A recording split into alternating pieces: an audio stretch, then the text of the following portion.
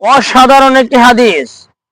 মহানবী সাল্লাল্লাহু আলাইহি সাল্লাম ইরশাদ করেন, আদ-দুনিয়া সিজনুল মুমিনি ওয়া জান্নাতুল কাফিরি।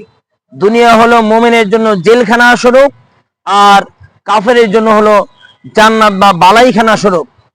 আমরা দেখতে পাই দুনিয়াতে আপনি যদি ইসলাম মতন, কোরআন হাদিস মতন চলতে চান, তাহলে অনেক জায়গাতে আপনাকে বিভিন্ন ভোগান্তিতে পড়তে হবে, বিভিন্ন ভাবে কখনো কখনো অপমানিত, লাঞ্ছিত, বঞ্চিত হতে হয়।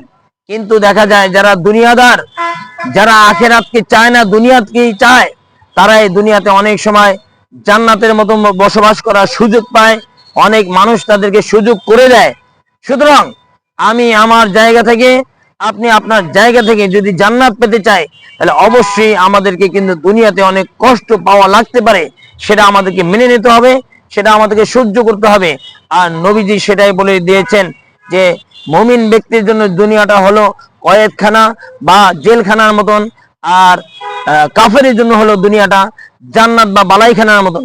সুতরাং যেরকম জেলখানার ভিতরে স্বাধীনভাবে সবকিছু করা যায় না, তেমনি ভাবে দুনিয়াতে থাকা অবস্থাও একজন মুমিন ব্যক্তি সবকিছু স্বাধীনভাবে করতে পারবে না।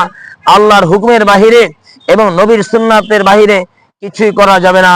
আল্লাহ রাব্বুল আলামিন আমাদেরকে আল্লাহ এবং তার নবীর আদেশ এবং নিষেধের উপরে চলার তৌফিক দান করুক। আসসালামু আলাইকুম ওয়া রাহমাতুল্লাহি ওয়া বারাকাতুহু।